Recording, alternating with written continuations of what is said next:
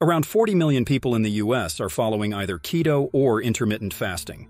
Yes, these two are the giants in the world of getting fit and staying healthy. But which one of these is harmful, and which really works best in the long run?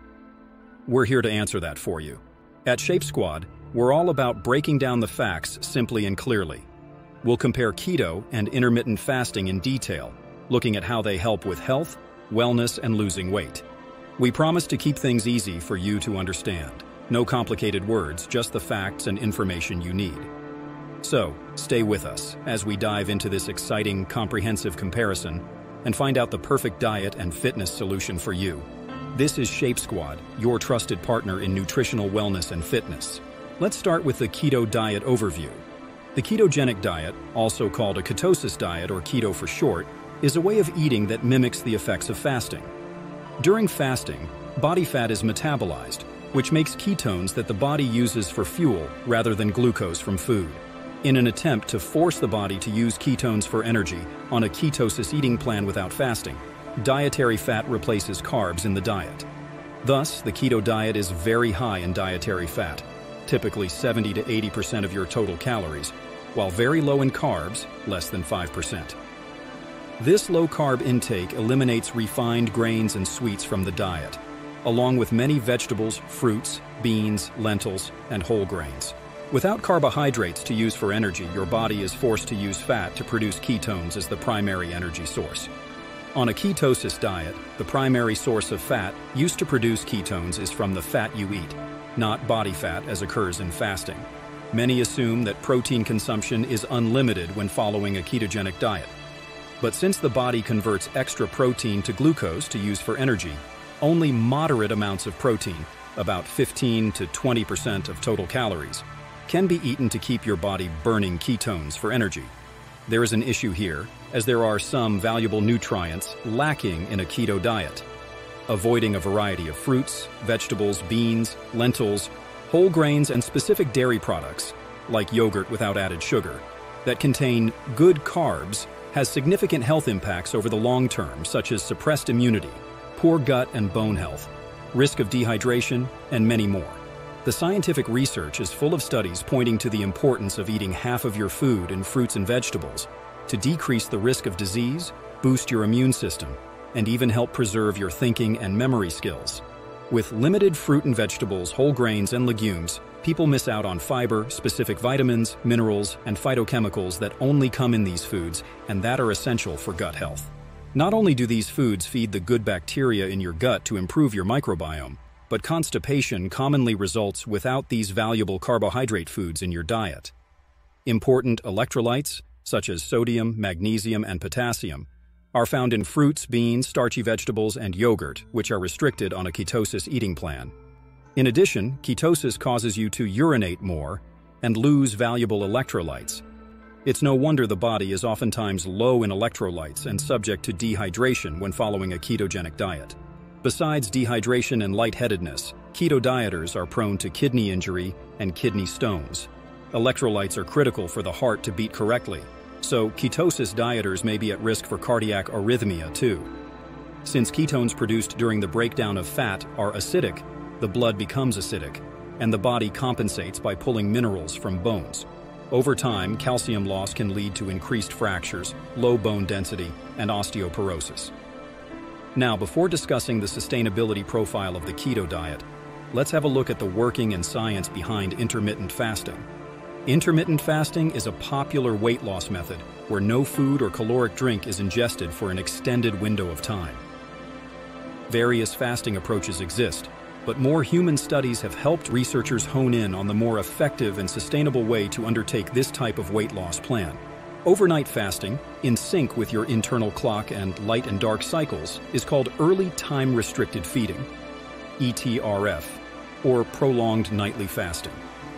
This time-restricted feeding method of intermittent fasting begins early in the evening when your nighttime hormones kick into gear to help you sleep. Fasting ends in the morning when you eat breakfast, and when your body is naturally better at metabolizing your food.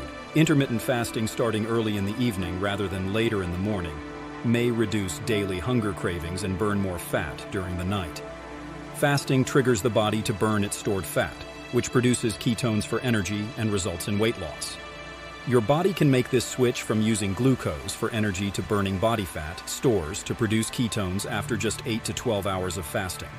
Depending on your schedule, going without food or drink, except water, for between 12 to 16 hours starting early in the evening on a fairly consistent basis as it fits your schedule can be a significant boost to your weight and health. In contrast to keto, there is a lot of room for consuming valuable nutrients on an intermittent fasting plan.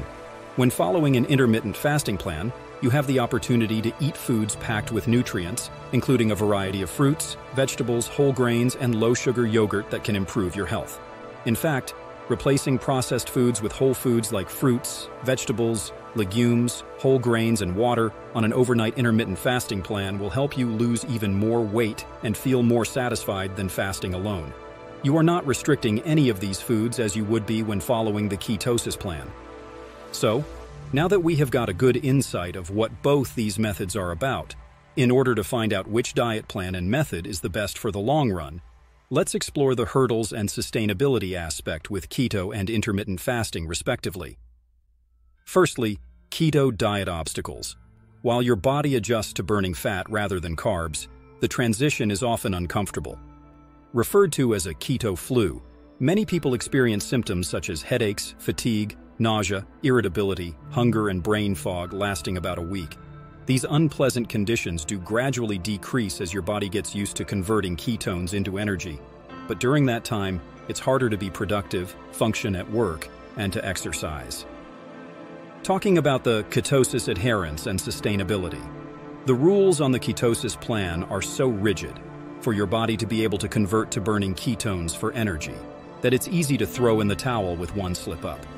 It takes a few days for your body to achieve ketosis, but if you cheat, then your body is no longer in ketosis, and it takes another few days for your body to reestablish ketosis.